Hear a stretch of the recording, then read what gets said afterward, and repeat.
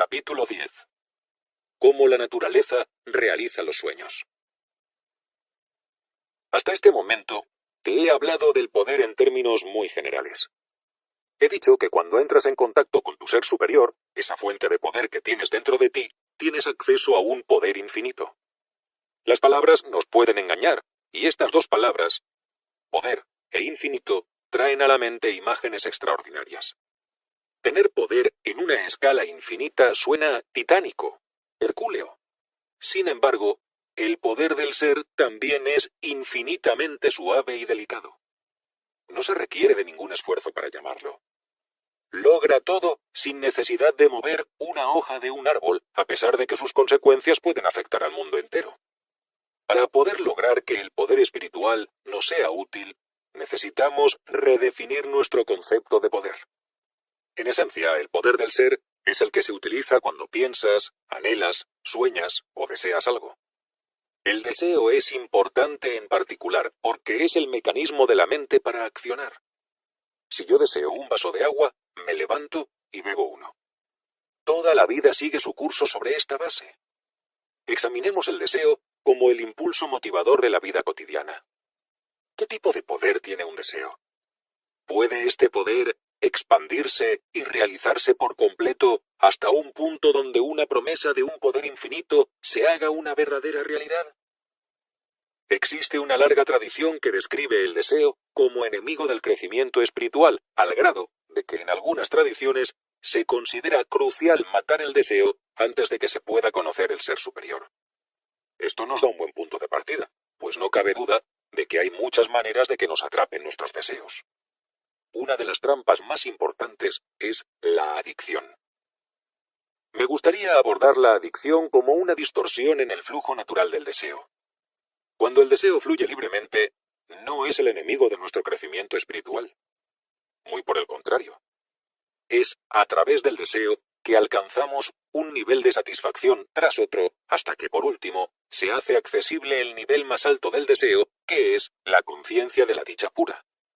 Si el flujo del deseo se obstruye, la satisfacción se convierte en frustración, y la frustración es el enemigo de cualquier tipo de satisfacción duradera. Es muy significativo que tantas personas se encuentran involucradas en el problema de las adicciones. Para mí, las adicciones representan un conflicto profundo entre conservar nuestro condicionamiento del pasado y liberarnos de él. El hábito del adicto es una versión exagerada de todos los hábitos que se aferran a las realidades obsoletas y que no permiten que la vida fluya. Las raíces de las adicciones se discuten acaloradamente, pero uno de los aspectos más importantes del síndrome es que la adicción le proporciona placer a la gente que no puede lograrlo de ninguna otra manera. Como señala Alice Mila, la célebre psiquiatra suiza, cuando las personas eran niños, reprimieron sus sentimientos más intensos y con frecuencia intentan recuperar, al menos por un corto tiempo, la intensidad de las experiencias que perdieron con la ayuda de estupefacientes y alcohol. Es decir, muchas personas anestesian esa parte de su ser que siente y reemplazan su capacidad de sentir con el autocontrol, con el cual adormecen el sentimiento. El resultado es que muchos de nosotros llegamos al punto que nos aterramos ante la primera señal de que no podemos controlar nuestras emociones. Una adicción resuelve este problema, pues permite el placer, aunque la presencia de la culpa no desaparece. Ser adictos a cualquier cosa, trátese de estupefacientes, alimentos o al juego, es una forma de asegurar que nuestro placer esté lleno de culpa y sea furtivo. Uno de mis pacientes, un hombre de negocios de 40 años, mantiene una apariencia impecable, aunque pasó años enteros llevando una vida secreta en busca de las peores pocilgas de heroína en Boston. Él dice: interpreté diversos personajes cuando iba a los barrios a conseguir mi droga. A veces conducía mi BMW y llevaba un traje de 3 piezas. En otras ocasiones, llevaba puesto un overol militar o los harapos de un ropavejero. Vi morir a gente que hasta el final rogaba por heroína. Estaba bajo estrecha vigilancia de la policía y los traficantes, y ninguno de ellos me pudo descubrir. Dormí en casas abandonadas con otros drogadictos y recorrí las calles con niños de 10 años que tenían órdenes de dispararle a cualquier persona que intentara robarles sus provisiones de crack. Este hombre se sinceró acerca del placer que le proporcionaba su adicción, por lo menos al principio. La primera vez que se inyectó heroína, lo inundó un placer que hacía mucho tenía perdido. Ser capaz de representar diversos personajes, conforme se movía en el tenebroso mundo de los drogadictos, le proporcionaba una fuente secundaria de placer prohibido. Como no tenía que ser real para nadie, podía olvidar temporalmente su gran autoduda que de principio le decía que quizá él no era real. Aunque desde afuera parezca espeluznante, la esencia de su adicción no era diferente de la de un alcohólico que a escondidas se toma un trago de whisky antes de cepillarse los dientes en la mañana. Ambos están atrapados en una combinación compulsiva de placer y de culpa. La esencia de cualquier forma compulsiva de comportamiento es la repetición incontrolable. Los alcohólicos y los adictos a la heroína, los glotones y los cleptómanos, todos caen una y otra vez en el mismo comportamiento que ellos mismos juzgan vergonzoso en otra persona. Con frecuencia es el placer mismo lo que les resulta vergonzoso. Por consiguiente, no tienen otra alternativa que la de buscar placeres que contienen insatisfacción. Como dice un terapeuta de adicciones, nunca puedes tener suficiente de lo que no quieres en primer lugar. Hasta el placer más intenso no es adictivo mientras la persona que se abandona a él tenga una idea clara de lo que es el placer. Placer es algo que nos hace sentir bien, pero cierto tipo de personalidad no tiene otra alternativa que mezclar el sentirse bien con el sentirse mal. Una punzada de remordimiento acompaña el golpe que descarga la droga. Sin ese remordimiento, el choque pierde su encanto. La sociedad no acaba de decidir si los adictos se deben considerar enfermos, descarriados o ambas cosas. En el centro de la adicción hay una nostalgia muy profunda por el placer. Esta nostalgia hace eco a una necesidad muy legítima. A pesar de lo que nos dicen nuestros temores que se basan en la culpa, buscar el placer no es tan malo. El impulso de la vida de cada uno de nosotros es el incentivo del deseo, pero nos es muy difícil experimentar algo placentero que no esté veladamente contaminado por la culpa y el temor. Si lo que los adictos representan es una fantasía que todos compartimos, entonces quizá no estén tan enfermos ni tan descarriados. Mi diagnóstico es igual al de los sabios de la antigüedad, quienes consideran que cualquier forma de sufrimiento es un error. La adicción es básicamente un concepto equivocado que el adicto tiene sobre su propia naturaleza, pues cree que su ser se divide en fragmentos de conflicto. Esta guerra interna da origen a la lucha entre la culpa y el placer que existe y opera en el hábito adictivo. La verdad es que dentro de nosotros mismos solo hay un ser único y absoluto, y que, aunque adopta una infinidad de aspectos, estos no tienen que estar en conflicto unos con otros. El adicto tiene una idea equivocada de quién es él y es la que lo conduce a una trampa circular. No obtiene suficiente placer para poder liberarse de la culpa, y esa culpa no es suficiente como para que impida tomar la siguiente dosis. Lo que sucede es que estos dos impulsos se abrazan en un fuego eterno que no tiene salida. La trampa circular de la adicción se basa en la creencia de que una conciencia fragmentada no se puede curar a sí misma. No obstante, nuestra conciencia pura no tiene necesidad de curarse en un todo. Si nos sentimos divididos dentro de nosotros mismos y experimentamos que nuestros deseos están en conflicto, la solución es que retomemos el sentido de totalidad. La conciencia se cura a sí misma. Una investigación de más de 15 años acerca de la meditación trascendental demuestra que si a los adictos se les ayuda a ponerse en contacto con su propia conciencia, la mejoría es dramática. Es muy común que después de unas semanas o un mes de haber comenzado a meditar, los fumadores empedernidos, los bebedores y los drogadictos abandonen sus hábitos por completo. La razón para que lo hagan es que a través de la meditación llegan a experimentar un placer sin culpa que es el placer superior, el placer de la conciencia pura. También hay varios programas de medicina ayurvédica que son muy efectivos, pues a través de procedimientos físicos se elimina del cuerpo la influencia destructiva del alcohol, la nicotina y otras sustancias en forma rápida y directa. Sin embargo, la lección fundamental es que la conciencia se puede curar a sí misma. y que lo hace a través del placer de los placeres, de la experiencia del ser superior. Llegamos a un punto donde podemos empezar a ver que el deseo no tiene por qué ser nuestro enemigo, pues es el que motiva nuestro crecimiento hacia estados más elevados de conciencia, hacia el desarrollo de la totalidad. Es muy importante que nos demos cuenta de que la felicidad no se logra empezando desde un estado de insatisfacción. Los deseos que no van a ninguna parte, como comer compulsivamente o ambicionar dinero, comienzan en la insatisfacción y terminan en ella. La siguiente comida, el próximo billete, el siguiente ascenso en el trabajo no aumentan nuestro sentimiento de felicidad. Pero si nuestro estado ya es de satisfacción interna, el flujo del deseo empieza y termina en ese punto. La felicidad se vuelve más profunda, pues cada uno muestra impulsos de hacer algo o lograr algo y son en realidad un espejo del ser. Así como se va conociendo a sí mismo de una forma más completa, por ejemplo, un músico, al seguir su amor a la música, se armoniza más profundamente con la belleza de su arte. Algunos pianistas dedican toda su vida al dominio de un solo compositor, como Bach o Mozart. Y año tras año descubren en las mismas piezas nuevas profundidades.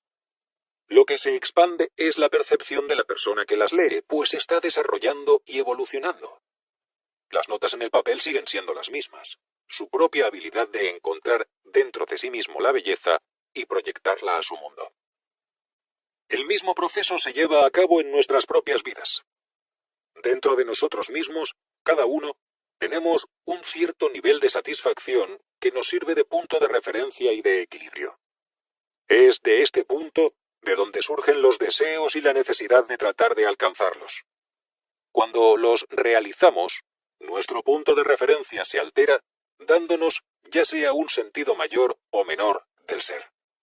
Alguien que se considera a sí mismo una buena cocinera, pues se vuelve mejor mientras mejores comidas prepare. No solo intenta cocinar algo más difícil, se desarrolla y la actividad que realiza afuera la usa para aumentar su propia satisfacción interna. El deseo más sencillo tiene muchos aspectos. Si tocas una sonata de Chopin o preparas un pastel de chocolate, otras personas pueden responder a eso. También podemos tener otras recompensas como alabanzas o dinero.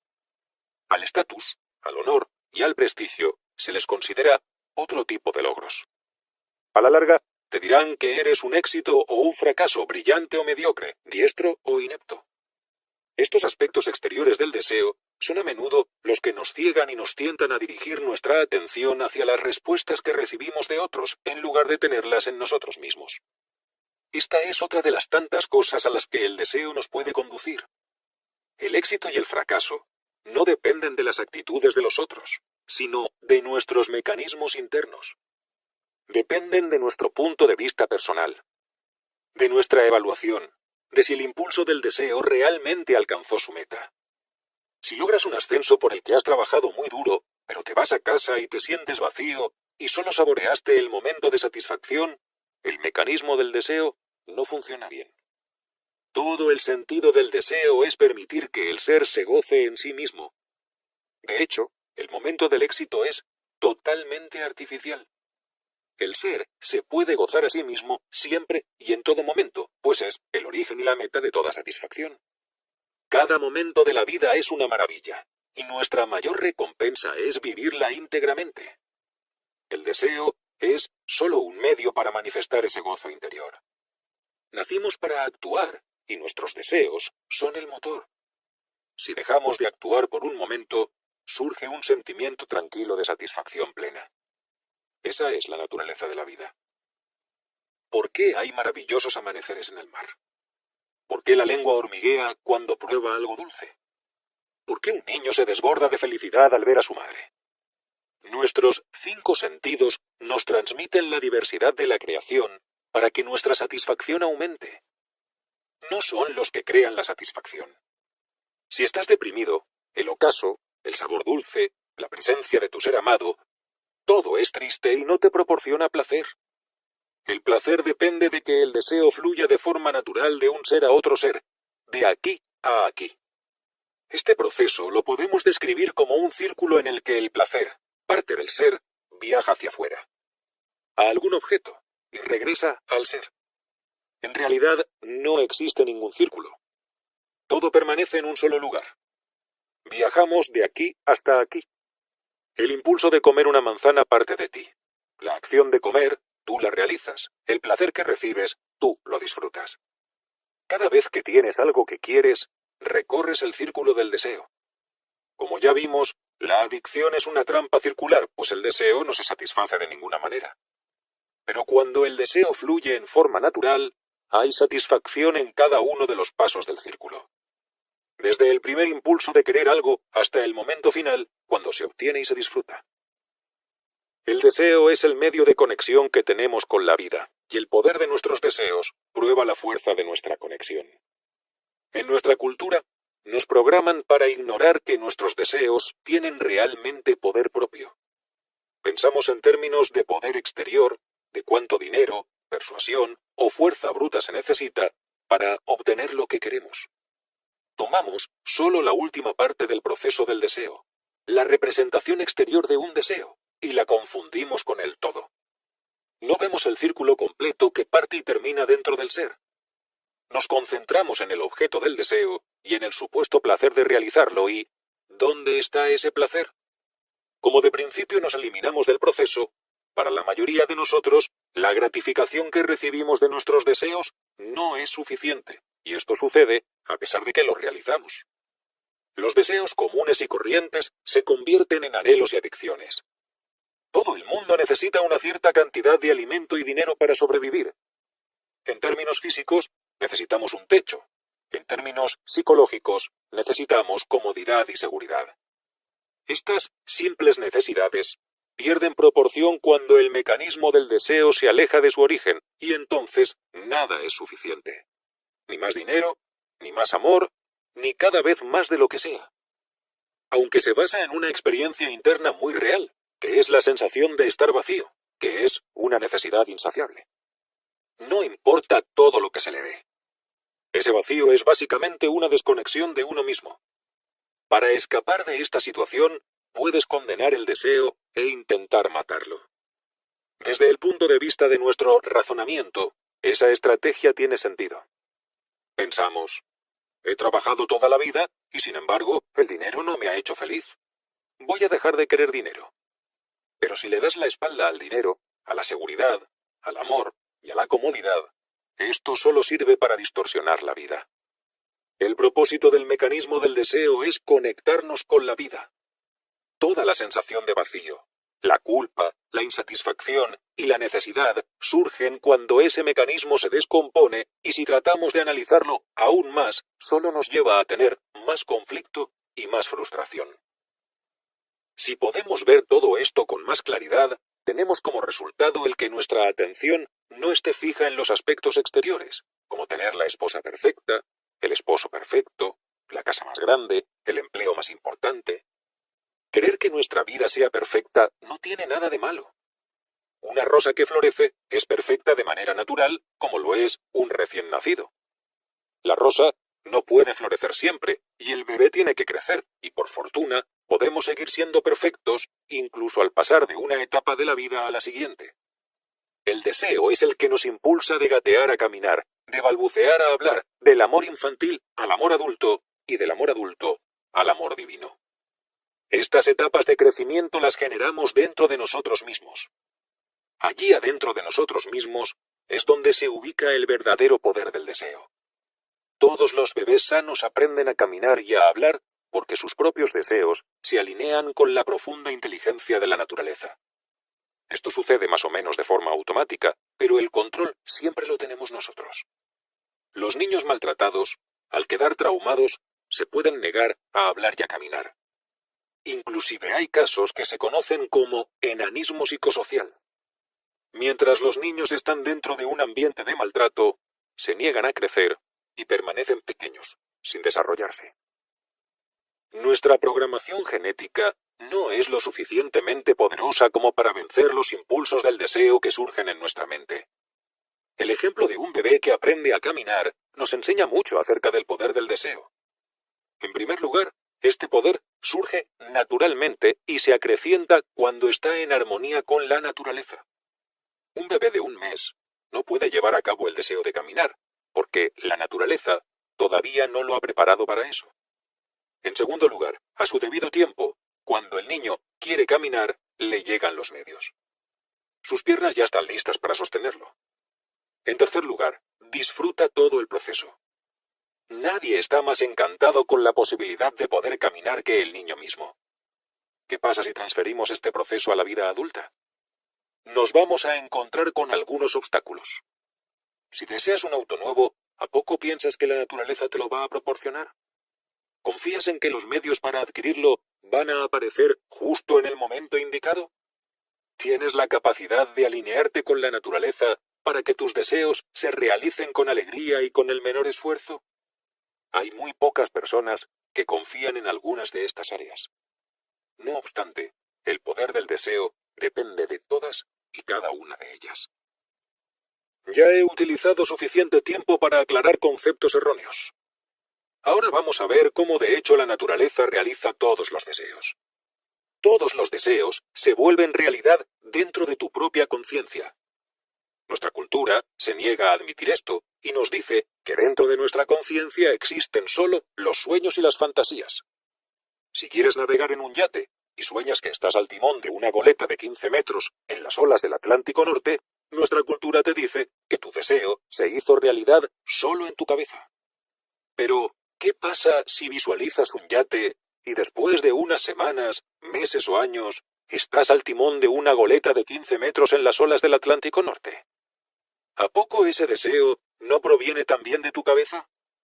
El concepto de que cuando se hace realidad un deseo es allá afuera y no aquí dentro es social y cultural, pero la realidad es que todos los deseos se realizan en la conciencia. Para que puedas darte cuenta de esto, se requiere que hagas un cambio profundo en tu conciencia, pues estamos sumamente condicionados a no creer que nuestros anhelos pueden cambiar los eventos del exterior.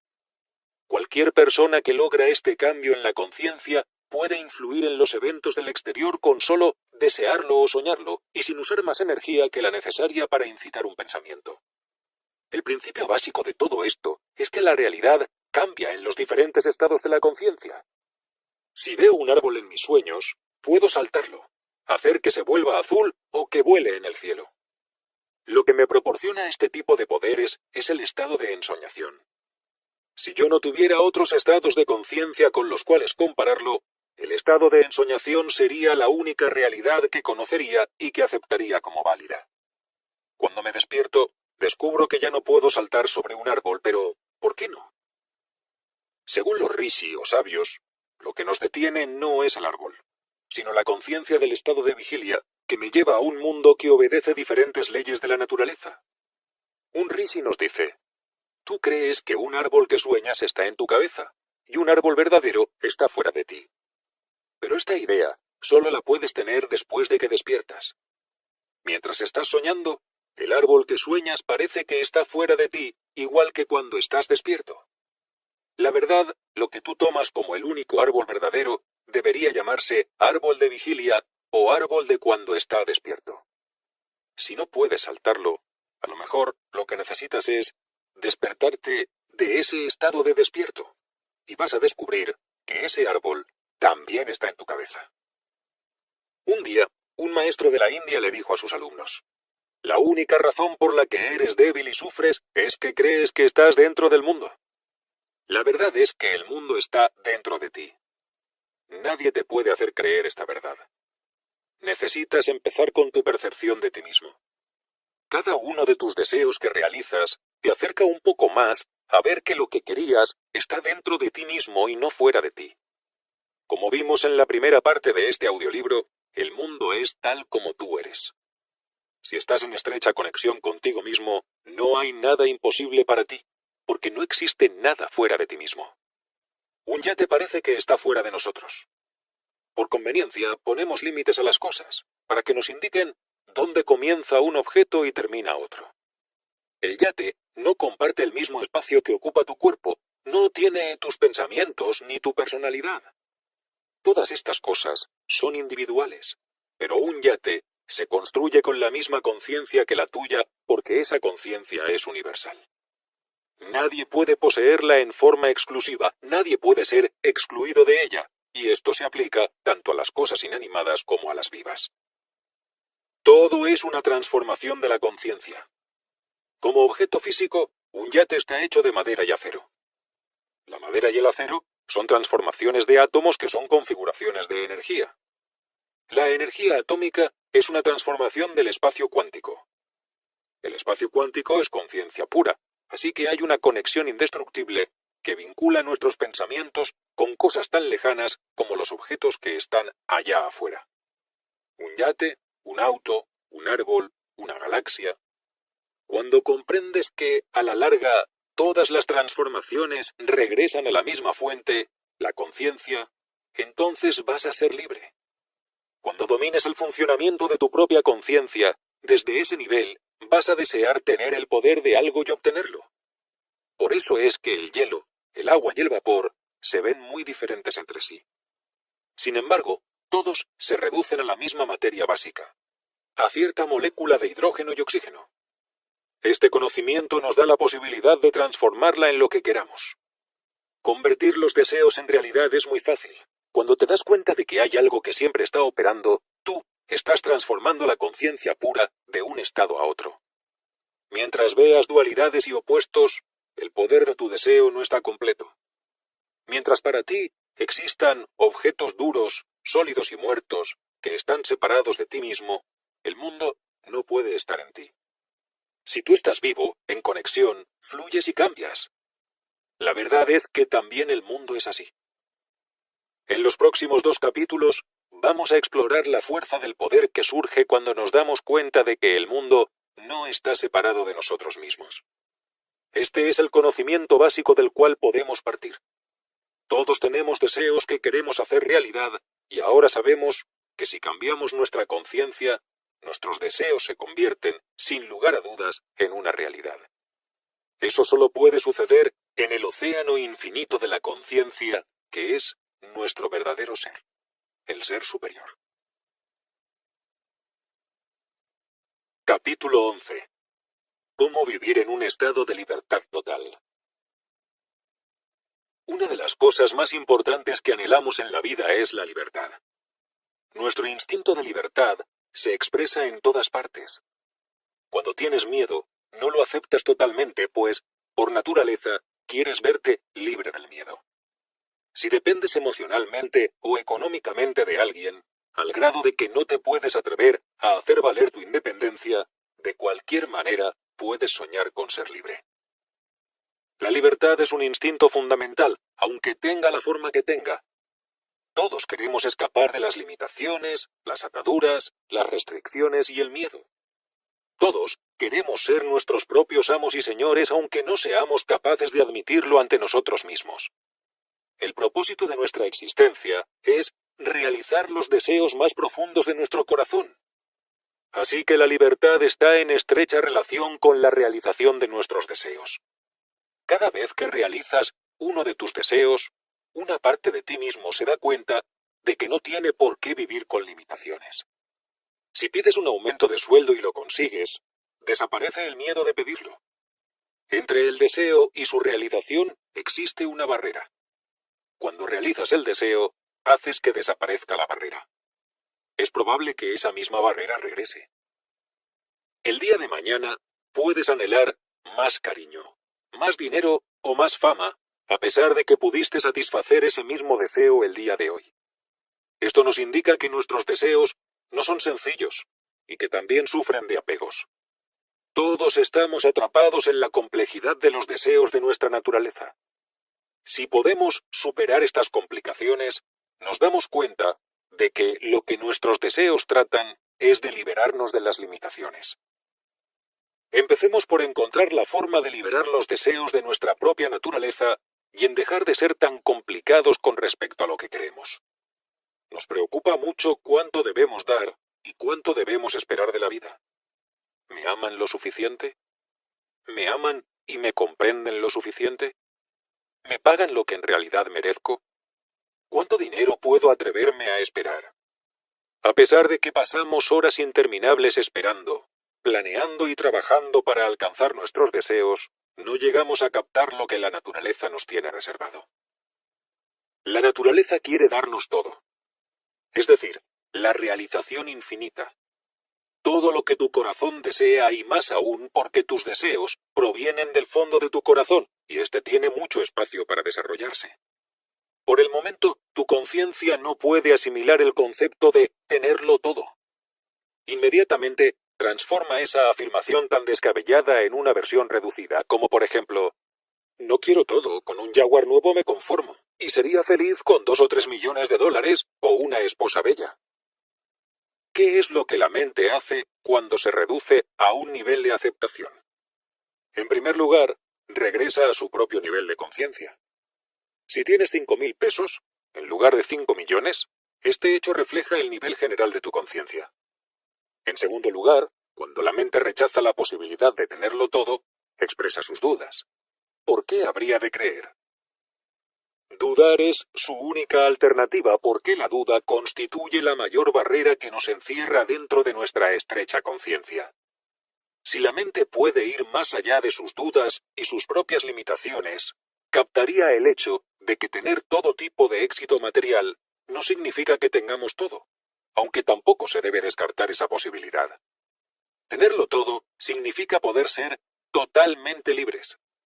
Cuando eres totalmente libre, no necesitas tener un gran número de cosas materiales, pues ya eres dueño de algo mucho más valioso que eres tú mismo. Te ves a ti mismo como alguien que lo acepta todo. Por lo tanto, lo tienes todo. Estas no son solo palabras. Si el coche nuevo, los 3 millones o una esposa bonita son lo que tu corazón verdaderamente desea, la naturaleza no te los va a negar. La naturaleza quiere que lo tengas todo.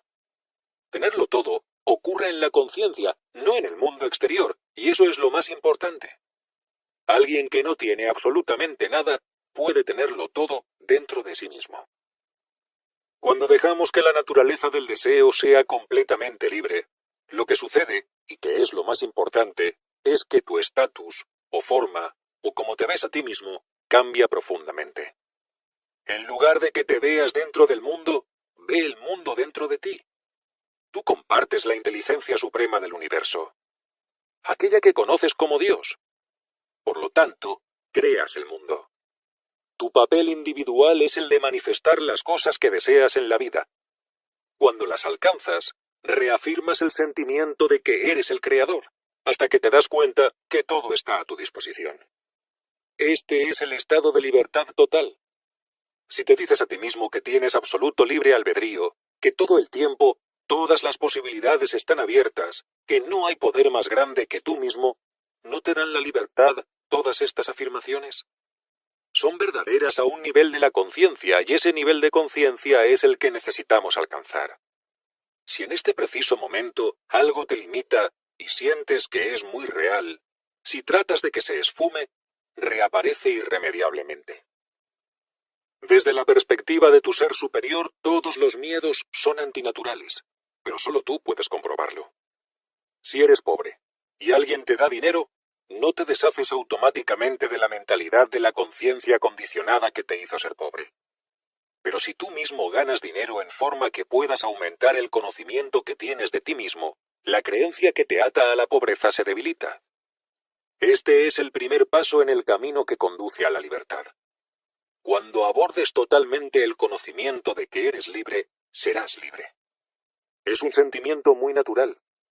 Ser libre te da ligereza y despreocupación por todo lo que pasa a tu alrededor y, sobre todo, te da aceptación de la realidad. Las cosas son como son. Deja que así sean y alégrate por ello. Los antiguos rishi llaman a este ilimitado estado de la conciencia conciencia de unidad y aseguran que todos los demás estados de la conciencia evolucionan hacia esa meta. Cualquiera que tiene un poco de conciencia de sí mismo está avanzando, aunque vacile, hacia la unidad. Una persona que vive en un estado usual de alerta de conciencia, que ve el mundo dominado por diferencias, millones de fragmentos separados que se agrupan para formar su realidad, es muy diferente de alguien que está en unidad, pues, aunque ve los mismos fragmentos, percibe debajo de ellos la totalidad. Para él, el mundo, con toda su diversidad, es una sola cosa. Un mundo hecho de una sola cosa parece extraño, pero a los Rishi les parece glorioso porque todo lo que perciben a su alrededor es su propia conciencia. La creación es el espejo que les sirve para verse a sí mismos. Los objetos que se ven con los ojos no están hechos de materia inerte. Respiran con la vida y su ser fluye imperceptiblemente con el ser del sabio. Esta conciencia vital, aunque es invisible, brilla de vez en cuando. Hace que una mesa o un árbol brillen desde su interior o llenan el aire con un torrente de chispas doradas.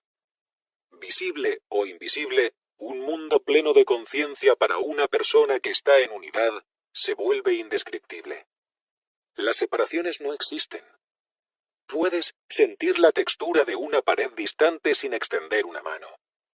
Puedes sentir en tus pies el movimiento de la tierra que gira sobre su eje. Tocar una estrella se convierte en una experiencia directa y sensual. Como todo está hecho de conciencia pura, pregonan alegremente los Upanishad, en la creación no existe nada que no sea yo mismo. El cambio de la mente hacia la unidad es tan radical como el cambio de estar despierto a estar dormido, o de estar dormido a estar soñando. Difícilmente puedo expresar con palabras lo que sucede, pero imagínate a un explorador británico que prepara una taza de té en el Ártico. Un elemento lo rodea por todos lados. La molécula del agua en forma de témpano de hielo, la nieve que lo cubre, el océano Ártico en el horizonte, las nubes de arriba, el agua hirviendo en su tetera y el vapor que sale de ella. Hasta el cuerpo del explorador también es 2/3 partes agua. Esa unidad no se puede percibir a simple vista.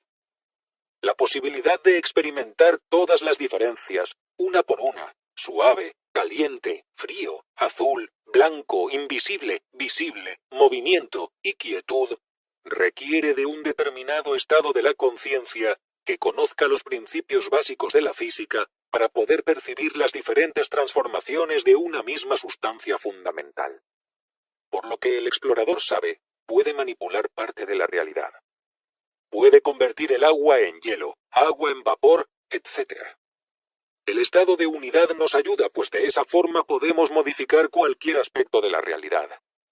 No a través de manipular las moléculas o los átomos, sino a través de modificar la capa fundamental de la conciencia, que es la que une a toda la naturaleza. Por lo tanto, si puedes modificar tu conciencia con un sencillo pero asombroso impulso, puedes cambiar el mundo, pues el mundo está hecho de lo mismo que tu mente. Estamos hablando del desarrollo natural de las capas más profundas de la mente. Esto se experimenta como un sendero que está continuamente en desarrollo. El sendero no está determinado de antemano porque cada experiencia trae a la luz otra experiencia. El sendero no se encuentra en ninguna parte allá afuera, sino aquí dentro. Está en un nivel sutil de la mente donde me estoy mirando. De hecho, y en realidad, no existe tal sendero, porque para tener un sendero, hay que tener un espacio para él. Y la relación entre yo y mi ser es tan estrecha que no deja espacio para un sendero. Sin embargo, la mente sí crea un sendero porque crea límites. El sendero existe para que la mente se pueda convencer a sí misma de que esos límites son irreales, que no tienen nada que ver con quien verdaderamente soy. De modo que seguir el sendero que se está abriendo es lo mismo que volverse real. En meditación puedo ponerme en contacto con un nivel de realidad y experimentarlo de forma ilimitada. Este es el nivel del ser en donde me veo a mí mismo como conciencia pura y en silencio. Pero tan pronto como abro los ojos y comienzo a pensar y actuar, mi ser retrocede hacia las sombras. La separación reemplaza a la totalidad. La unidad se ve despedazada en 1.000.000 de pequeños pedazos. La totalidad no es un pensamiento ni una acción, sino la potencialidad de hacer o pensar. Los Rishi pregonan que dentro de nosotros mismos tenemos la capacidad para gobernar todas las fuerzas de la naturaleza, para influir en cada átomo del universo. La base de este concepto no consiste en que lleguemos a adquirir el poder para controlar la totalidad. Por el contrario, somos la totalidad. Como dijo Maharishi, cuando llegas al punto en el que la unidad es una posibilidad real, La certeza de conseguirla no es algo que aprendes, es algo en lo que te conviertes. Creas una conexión con todas las cosas, con tal intimidad, que su aliento es tu aliento, su vida es tu vida. El escritor sudafricano Lawrence van der Post recuerda un día en el que viajaba entre nativos en los chaparrales. Llegó al campamento y halló a los hombres sentados alrededor de un anciano que le caía muy bien. El anciano estaba sentado quieto con los ojos cerrados y completamente absorto. Cuando Van der Post preguntó qué estaba haciendo, uno de los espectadores dijo: «Shh, está haciendo algo importante. Está haciendo nubes». Los rishis dicen que tú y yo nacimos para hacer nubes también, pero solo hasta que recuperemos el control sobre nuestra propia naturaleza, vamos a resolver los terribles desequilibrios que hemos infringido a la naturaleza en su totalidad. El hombre en unidad, que se ve a sí mismo en el centro de la naturaleza, no está fantaseando. Llegó a un nivel de conciencia en el que esta conexión es una realidad vital y el poder insondable que fluye a través de esta conexión también es real. Entonces, ¿cómo podemos crear el cambio en la conciencia? Ese cambio que nos da la libertad, la realización y poder. El verdadero obstáculo es el estado actual de nuestra conciencia, porque nos tiene convencidos de que somos pequeños y desvalidos. Una persona nos parece insignificante comparada con el poder de las fuerzas de la naturaleza. El medio ambiente, todopoderoso e inmisericorde, no se preocupa de nuestro destino individual. Aparentemente al azar, a la gente que no se lo merece, le suceden cosas terribles, y todo el mundo se siente arrasado por las circunstancias que escapan a su propio control. De acuerdo con los rishi, aceptar esta realidad es la más dañina de las ignorancias porque cumple sus propias profecías.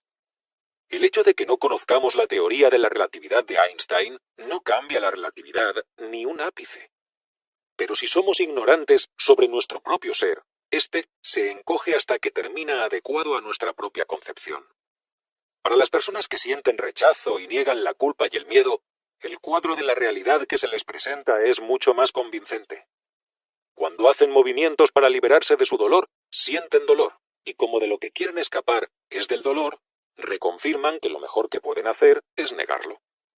La ignorancia es la trampa más circular de los círculos viciosos. Afortunadamente, la conciencia interna es la fuente de toda curación. Es ese sentido del ser, del yo soy, que no se puede sacrificar ni destruir. Solo alguien en unidad de su ser, en todas partes, pero cada uno dentro de nosotros mismos, tiene una semilla del ser que constituye el punto de partida de nuestra evolución. El deseo nos puede conducir a numerosas trampas muy peligrosas como son la adicción, la culpabilidad, las conductas compulsivas y la represión. El deseo se convierte en nuestro enemigo cuando sobreestimamos nuestras necesidades naturales y las tratamos de suprimir o deformar. Para eso, el primer paso hacia la libertad es dejar que el deseo fluya libremente. Una vez que asimilemos que querer más de la vida es algo completamente natural, algo extraordinario nos sucede. Primero, el deseo empieza a concordar más con las necesidades reales. Un deseo despojado de toda complejidad no es más que la expresión de una necesidad. Ir por un vaso de agua satisface la necesidad que tiene nuestro organismo de rehidratarse. Ganar $1.000.000 puede, de igual manera, satisfacer la necesidad de experimentar cierto grado de poder o creatividad. Cualquier necesidad, desde la más pequeña hasta la más grande, encuadra en el esquema de nuestro desarrollo siempre y cuando surja naturalmente. ¿Y qué significa que surja naturalmente? Que esté en concordancia con tu ser superior. Todos tus deseos surgen para que puedas aprender más sobre la verdadera naturaleza de tu ser superior. Como tu ser superior es libre, ilimitado, pleno y dichoso, tus deseos naturales van hacia esa dirección. El estándar para juzgar es inferior. Querer ganar un salario extraordinario para alguien puede ser algo que está lleno de frustración o preocupación, o puede ser un reflejo de creatividad y autovaloración. El dinero no tiene un valor real. Solo tiene el valor que le damos dentro de nosotros mismos. Esto significa que el siguiente deseo que tengas es el mejor para ti en este preciso momento de tu vida, porque tu siguiente deseo te va a acercar más a lo que necesitas justo ahora. Tal vez no concuerde tanto con tus necesidades, pues todos tenemos fantasías sobre la pareja perfecta, el trabajo perfecto o las vacaciones perfectas. Si no la obtenemos con facilidad y sin esfuerzo, es porque no está en concordancia con nuestro ser superior, que es la realidad. La naturaleza no concede lo que es irreal. Las personas llegan a conclusiones erróneas cuando sus fantasías no se vuelven realidad. Creen que ellos no valen nada, o que no tienen suerte, o que no merecen cosas buenas. Tú mereces todas las cosas buenas, y las vas a conseguir cuando la naturaleza de tus deseos concuerde con la naturaleza en su totalidad. La mejor manera de lograrlo es vivir en el momento presente. Darte cuenta de que tus deseos se te presentan como una guía que proviene de tu ser superior. Respeta tus deseos como expresiones del ser y no juzgues que necesitas que te llegue algo mejor. Lo mejor que te puede pasar ya te está pasando en este momento. Cada experiencia tiene su lección. En el infinito cálculo del universo nada se pierde, así que todo lo que pasa en este momento es como debe ser. Cuando parece que las cosas no salen como yo quiero, renuncio a mi idea de cómo deben ser las cosas y confío que aunque en este momento no capto la imagen completa, todo está bien. A lo mejor todavía no es el momento adecuado. Quizá hay otra razón para que el deseo no se manifieste en dicho momento, porque el deseo en sí mismo tiene el mecanismo exacto para su realización. Quizá sea la estación equivocada. La naturaleza es intrínsecamente abundante, ilimitada e inmortal, y como somos parte de la naturaleza, no hay razón para que no tengamos estas mismas cualidades de abundancia e inmortalidad, que son las cosas que el alma humana anhela. Si no experimentamos la dicha o la abundancia, es porque no le permitimos al flujo de la conciencia que siga su curso con tranquilidad a través de nuestra fisiología.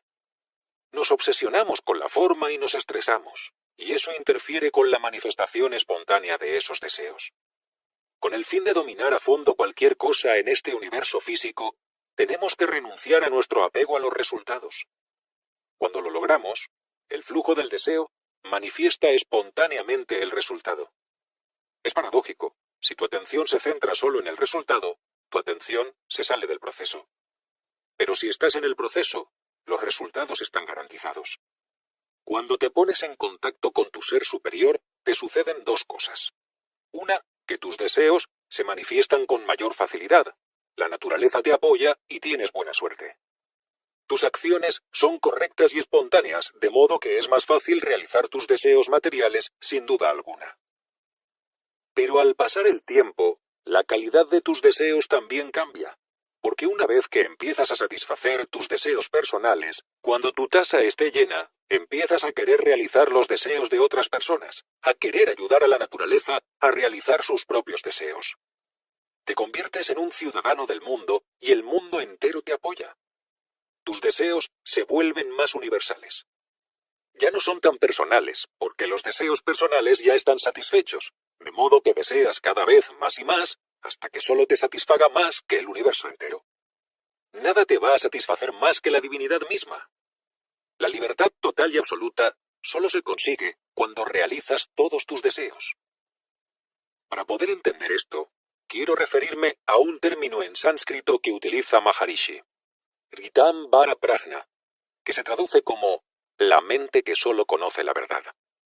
En otras palabras, hay un nivel de la mente en el que nada de lo que deseas puede estar mal, en donde nada se te puede negar, porque tu pensamiento es un pensamiento de la naturaleza.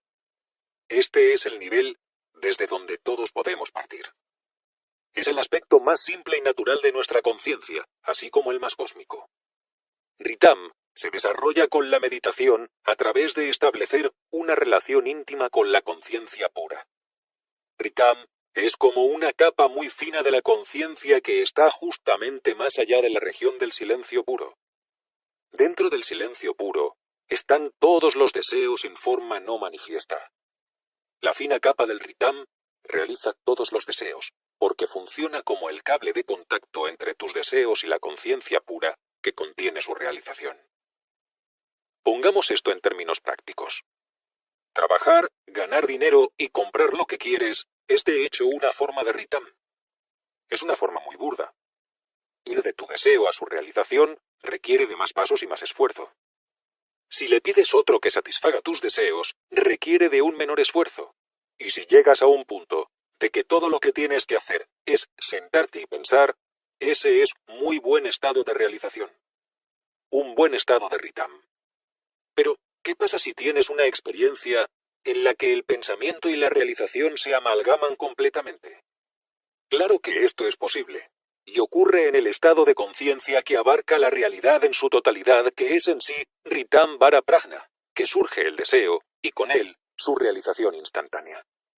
Conectarse con toda la fuerza del Ritam no es un milagro. Es conectarse con un nivel específico de conciencia en el que cada impulso de pensamiento es tan poderoso que se manifiesta en forma natural y sin esfuerzo. Si tenemos poco Ritam, hay otros medios para hacer que algunos de nuestros deseos se vuelvan realidad. Esto nunca es una cuestión de todo o nada. Si uno ha experimentado, aunque sea un instante, los estados superiores de conciencia, los deseos se realizan, pero con cierto retraso. Esto es una esperanza. Nuestra vida se sostiene por la continua realización de nuestros deseos. A la larga, queremos llegar a estar en una posición en la que el tiempo no nos derrote. Si quiero una manzana, mi Ritam traerá a mi lengua en un instante el sabor, o si mi dominio de Ritam es mayor, aparece una manzana en mi mano. Esto indica la completa fusión del nombre y forma. La forma o realidad de la palabra manzana se halla en sus características: sabor, color y textura, etc. Como todas estas características se experimentan a nivel consciente, por eso sí se puede lograr tenerlas todas al mismo tiempo. Para comprender cómo funciona esto, consideremos la experiencia de la meditación. Ritam Vara Prajna combina la conciencia más amplia con la más mínima actividad. ¿Cuál es la experiencia dentro de la meditación que se acerca más a esto? La experiencia de tranquilidad interior. Aunque tengamos uno que otro pensamiento, cualquiera que medite ha tenido esta experiencia. Solo se necesita mandar y perfeccionar para que la profundidad del silencio permanezca inalterada y la claridad del pensamiento sea absolutamente cristalina. Se requiere de ambas cosas, del silencio y de la claridad profunda. Mucha de la gente que medita ya experimenta breves periodos en los que su silencio interno no se desvanece por el hecho de tener un pensamiento. Si desarrollamos más estabilidad, los pensamientos pueden tener lugar conscientemente a un nivel más profundo del silencio, y ya no van a ser pensamientos casuales, sino deseos que llevan la fuerza de la intención. Para dominar Ritam, la casualidad del pensamiento en la meditación tiene que transformarse en precisión de pensamiento. En esa fase de la conciencia, la materialización del pensamiento llega al instante. Este fenómeno sucede en muchas partes. Muchas personas que meditan lo han experimentado. La distancia que existe entre tener un deseo y realizarlo se reduce cada vez más. Lo mismo le sucede a otras personas, a pesar de que probablemente no estén enteradas de que están desarrollando un valor específico de su conciencia, pero necesitamos hacer que esto suceda. En la situación actual, los pensamientos que nos surgen están conectados, en su mayor parte, con la liberación del estrés. Por lo tanto, en verdad, no son pensamientos propios, sino pensamientos impuestos por nuestras experiencias pasadas. Lo que resulta de un pensamiento sucede sin intención. Cuando tienes que tomar las experiencias como vienen, eres esclavo del pasado, pero cuando puedes hacer que te sucedan, eres tu propio amo. Así que de lo que realmente estamos hablando es de la transformación de la esclavitud a la libertad. La diferencia es enorme, sin embargo. Ocurre sutilmente en los dominios de nuestra propia conciencia. Ritam no es solo una táctica para obtener más dinero, más prestigio o más cosas. Desarrollar Ritam no es algo que nos ate a resultados específicos. Ritam es la realización total. Es absolutamente cierto que buscar cosas específicas puede retardar la evolución, pues nos estamos imponiendo límites, pero despertar Ritam es lo mismo que despertar la totalidad de la conciencia. Te limitas cuando tienes una sola meta en mente y te olvidas de que el desarrollo total del conocimiento de ti mismo es la verdadera meta. Esto ocurre de acuerdo a determinados pasos sistemáticos, ordenados y naturales. Elevarse a estados superiores de conciencia es como volver a ser rey. Pero hasta un rey tiene que pedir cosas para obtenerlas, y debe hacerlo a través de los canales adecuados. Si quiere que el ministro de Agricultura lo provea de barcos, su deseo no se va a cumplir, aun cuando él sea el amo de todo. De igual manera, todos somos dueños de la totalidad de la creación universal, pero no sabemos en este momento hacia dónde debemos voltear para obtener lo que deseamos. Cuando se cultiva el nivel adecuado de la conciencia, solo con pensar se pide adecuadamente. Esta es la meta que debemos pretender cuando el sendero de la conciencia del ser se despliega. Cada paso que demos por este sendero es tan importante como la meta misma. Así que acepta que vivir en el momento presente, con tus deseos actuales, es lo mejor y lo más sublime que puedes hacer. La libertad total no es algo que debemos esperar, porque esperar es lo mismo que posponer. La libertad está aquí y ahora. Está disponible a cada instante, lista para desarrollarse, para que surja el verdadero estado de libertad total. Maharishi nos da una bella imagen de la actitud que podemos adoptar para alcanzar esta meta. Dice, deja que tu deseo regrese dentro de ti mismo y sé paciente. Deja que la realización llegue a ti y resiste suavemente la tentación de perseguir tus sueños en el mundo. Persíguelos en tu corazón hasta que desaparezcan y se transformen en tu ser y déjalos ahí. Puedes requerir de un poco de autodisciplina, pero sé sencillo, sé bondadoso. Cuida tanto tu salud como tu felicidad interna. La felicidad se irradia como la fragancia de una flor y atrae todo lo bueno hacia ti. Permite que tu amor te nutra y nutra a los demás. No te esfuerces demasiado ante las necesidades de la vida. Es suficiente estar alerta y consciente de ellas. De este modo, la vida transcurre con mayor naturalidad y sin esfuerzo. La vida está aquí para disfrutarla. Capítulo 12. La puerta hacia la inmortalidad. Todas las tradiciones espirituales en el mundo tienen la misma finalidad: descubrir quiénes somos realmente. El propósito de este audiolibro es despertar tu ser interior y que comprendas quién eres en verdad. Que encuentres respuestas a preguntas básicas como: ¿cuál es el significado de la vida? ¿Qué me sucede después de morir? ¿Somos una chispa en la eternidad? ¿Mi existencia tiene algún significado? ¿Qué es lo que puede ayudarnos a ir más allá de las fronteras del placer, el dolor, el gozo y el pesar? ¿Cuál es mi verdadera naturaleza? Este audiolibro, El Ser Superior, la magia de la evolución total, nos acerca a comprender la verdadera naturaleza de la realidad, ya sea una realidad física, mental, intelectual o de la realidad del fundamento básico del universo. El verdadero propósito de este audiolibro es romper las barreras conceptuales que se han estancado en la superstición del materialismo. Ese concepto de que somos un ego encapsulado y confinado en una envoltura de piel y huesos, que somos prisioneros en una jaula de espacio, tiempo y causalidad que permite meternos en el volumen de un cuerpo durante el lapso de una vida. Ahora que has escuchado las últimas 11 partes, puedes empezar a comprender que en nuestro estado esencial carecemos por completo de dimensiones, que somos potencialidad pura que se manifiesta en cualquier forma, en cualquier fenómeno de la creación. Como algunos de los conceptos que les he presentado pueden resultar abstractos, a quienes no están familiarizados con el territorio de la conciencia ilimitada, es muy útil ver el diagrama que acompaña a este audiolibro y considerar las relaciones entre el cuerpo físico, el cuerpo de transformaciones, el cuerpo de información y el cuerpo de potencialidad pura. Los rishi védicos, los maestros, desarrollaron un plan muy bueno para ver esta naturaleza cuántica, tanto de la fisiología humana como de la fisiología cósmica. Dividieron el cuerpo humano en varias secciones y el cuerpo de la naturaleza para poder entenderlo y explicarlo mejor. Nos dicen que tenemos un cuerpo físico, pero que debajo de él se encuentra un cuerpo no evidente. Y más allá del cuerpo no evidente hay un cuerpo causal, y más allá del cuerpo causal hay un cuerpo universal de conciencia del conocimiento.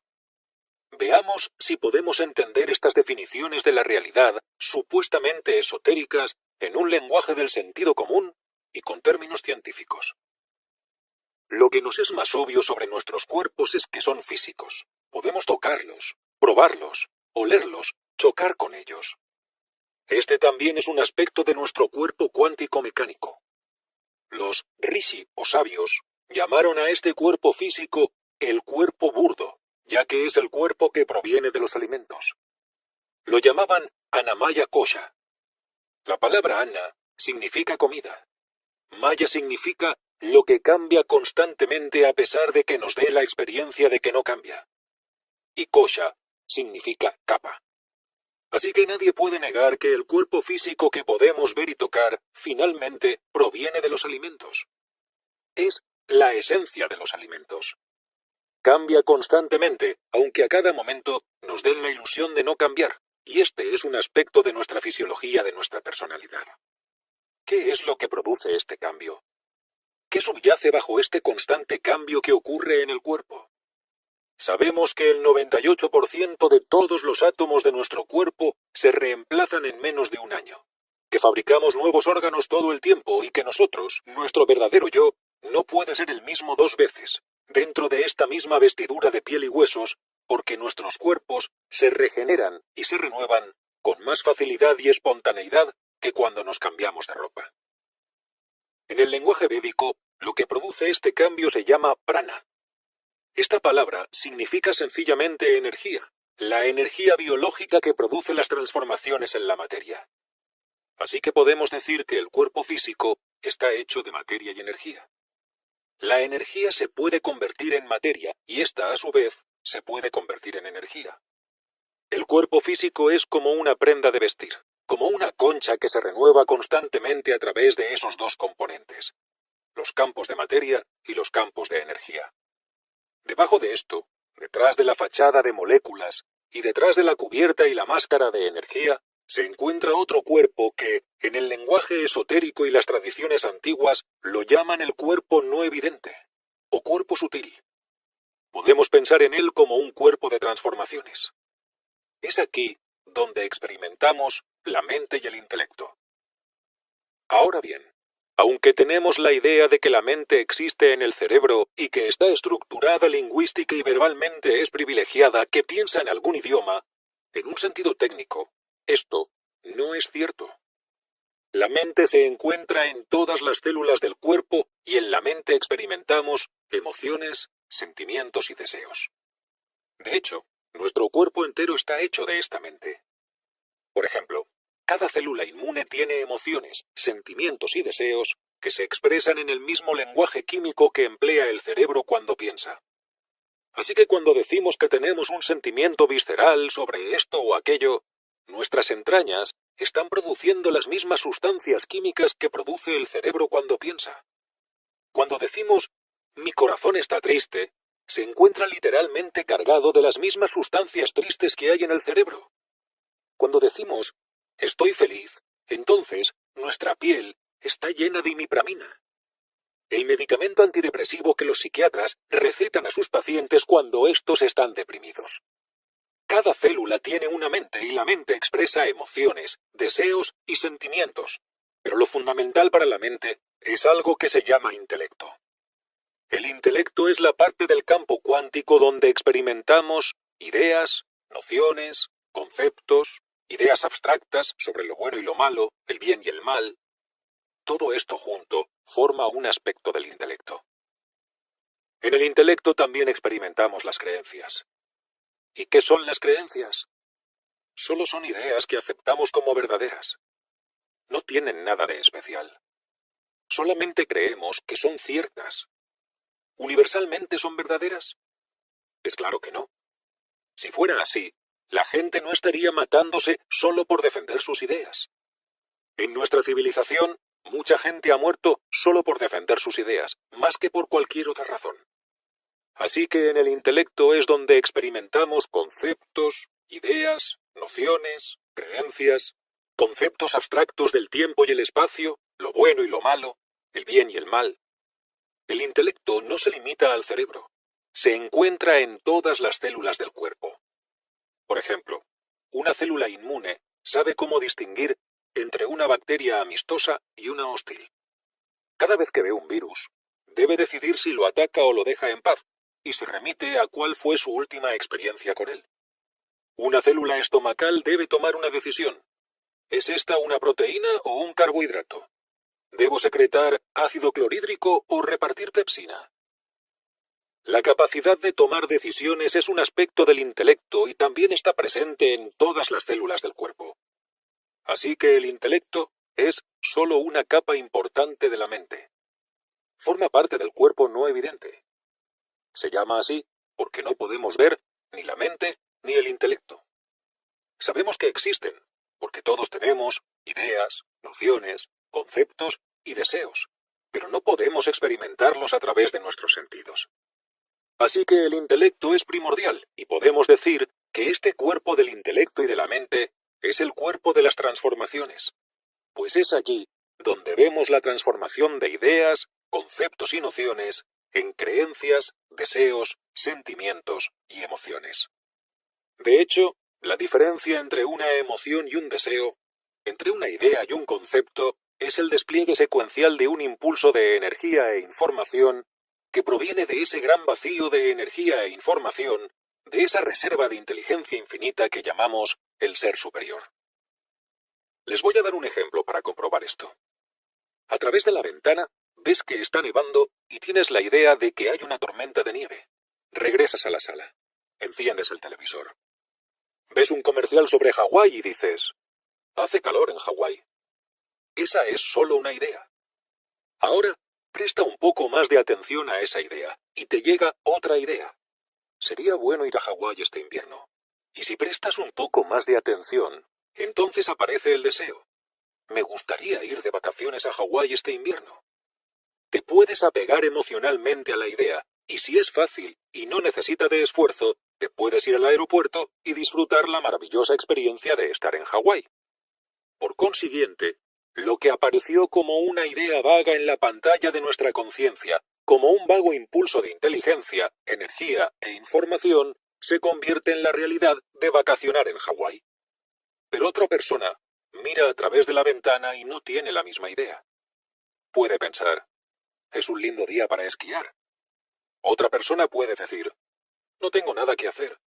Quizá deba ir a la biblioteca y terminar este proyecto. En la pantalla de la conciencia aparecen una infinidad de ideas y esto depende de ciertos sucesos que están ocurriendo en el cuerpo causal. Esto lo veremos más adelante. No existen dos personas que tengan exactamente la misma idea en determinada situación, y esa es la razón por la cual todos creamos realidades diferentes. Este universo alberga realidades infinitas que se proyectan desde la pantalla de nuestra conciencia individual, pero el ego es todavía más importante para el intelecto. ¿Y qué es el ego? Son todas las ideas que tenemos de quién creemos que somos. Son todas las cosas con las que nos identificamos. Así que si te encuentras con alguien en la calle y le preguntas, ¿quién es? No es muy común que te conteste, Aham Brahmasmi, soy el universo, lo cual es una respuesta técnicamente correcta. La gente responde con el nombre de objetos con los que se identifica, como un nombre. Después de todo, ¿qué es un nombre? Es solo una etiqueta que alguien nos dio, una nacionalidad. ¿Qué es el nacionalismo o la nacionalidad? Una forma sofisticada de tribus. Una cuenta de banco es unos cuantos billetes de colores en una bóveda. Las personas se identifican con todas estas cosas que hay en su ambiente. Cosas que no tienen nada que ver con quienes son realmente. Se adhieren estas etiquetas, las coleccionan en el intelecto. El conjunto de esas ideas y conceptos dicen, ese soy yo. Ese es el ego. Es solo una invención de la imaginación, pero como está en el terreno de las ideas y los conceptos, es parte del intelecto. El ego se encuentra también en cada célula del cuerpo. Una célula del hígado tiene su propio ego, que es muy diferente del ego de una célula del corazón. Así que aquí tenemos el esquema completo del cuerpo de transformaciones que está hecho de ego, que son todas las clasificaciones, descripciones, definiciones, evaluaciones, análisis, interpretaciones y juicios que hemos hecho sobre nosotros mismos cuando nos identificamos con los objetos de nuestra percepción. Entonces, este ego se transforma a sí mismo en conceptos e ideas que forman parte de un aspecto del intelecto, el cual, en sí mismo, se transforma en emociones, sentimientos y deseos que son un aspecto de la mente. Este aspecto se transforma a su vez en diferentes corrientes de energía que son un aspecto del cuerpo. Estos diferentes impulsos de energía se transforman en moléculas que son la expresión física del cuerpo, a través de la cual experimentamos el mundo. De esta manera, podemos ver cómo el cuerpo no evidente se transforma constantemente en el cuerpo material. La materia proviene de estas fluctuaciones de energía e información, las cuales no son materiales. Más allá del cuerpo no evidente, se encuentra lo que los rishi, los sabios, llaman el cuerpo causal o el cuerpo de dicha. Este cuerpo también tiene dos capas. Una se llama dicha condicionada, que es esa envoltura de conciencia que contiene las semillas del deseo y la memoria. Las semillas del deseo y la memoria son potencialidad pura en busca de manifestación. Son los campos de información de los que surgen los campos de transformación. Cada deseo que tenemos es el resultado de la semilla de alguno de nuestros deseos que conocemos, o que ni siquiera sabemos que tenemos, pero que se encuentran en un nivel muy sutil. Cada uno de nuestros recuerdos es el resultado de uno de nuestros deseos. Tanto el deseo como la memoria son potencialidad pura que se convierte en manifestación, y son las semillas del mecanismo de lo que se va a lograr como una transformación en el cuerpo no evidente, que es cuántico mecánico. A este cuerpo de dicha también se le llama dicha condicionada, y nos podemos referir a él como el alma individual. ¿Qué es el alma individual? Es una parte localizada de la conciencia que se convierte en semillas de información y se convierte en el ego, el intelecto, la mente, los patrones de energía, el cuerpo físico y la experiencia de la vida. Más allá de esa parte individual de conciencia, más allá del cuerpo causal, se encuentra el campo universal de la conciencia. El cuerpo causal es como una señal que se localiza en el campo universal. Es una pequeña ola en ese campo universal de la conciencia de dicha que es conocimiento puro, conciencia pura, que es ilimitado, que trasciende el espacio y el tiempo. Ni siquiera son las semillas del deseo y la memoria. Es solo potencialidad pura. Así que ahora tenemos el esquema completo y vemos que tenemos un cuerpo físico, un cuerpo no evidente o sutil, el cuerpo causal y el cuerpo universal. Podemos considerar la misma cosa en términos científicos y decir que el cuerpo físico está hecho de campos de materia y energía. El cuerpo no evidente está hecho de campos de transformación. El cuerpo causal está hecho de campos de información y que el cuerpo universal es potencialidad pura. Todas las posibilidades. Todo esto coexistiendo en un eterno continuum del presente. Dos aspectos del ser superior. Uno es la envoltura individual de conciencia con sus semillas de memoria y deseo que llamamos cuerpo de información o alma, el alma individual. También hay otro aspecto del ser superior que es el océano ilimitado de la conciencia, que es de donde surgen estas envolturas individuales de memoria y deseo. La luz del sol que brilla a través de las ventanas de la habitación donde me encuentro se expresa en todos los colores: azul, verde, amarillo, violeta y rosa. Se identifica con los objetos que hay en este cuarto. Rebota en ellos y adopta diferentes formas de expresión, pero es la misma luz del sol que está allá afuera. Esa luz que es un océano ilimitado. De hecho, no se pueden separar una de la otra. Si se pudieran separar, desaparecerían los colores y habría oscuridad total. El cuerpo causal individual es sólo la manifestación del campo universal de la conciencia, el campo de la potencialidad pura, y busca su manifestación a través de los deseos individuales y de las semillas individuales de la memoria. Y así, el juego infinito de la creación continúa sin cesar. Finalmente, el experimentador, lo experimentado, y el proceso de la experiencia están dentro de la potencialidad pura en el campo de todas las posibilidades. El proceso entero de la manifestación, desde nada hasta todo, es solo un cambio de atención. Es solo este ser superior hacia sí mismo.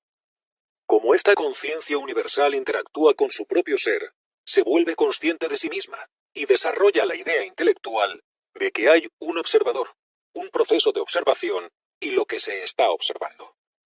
Pero de hecho, todos son uno, en una totalidad. Esto pasa hasta el infinito. El observador mira lo observado y se convierte en otro observador, pues somos lo que vemos.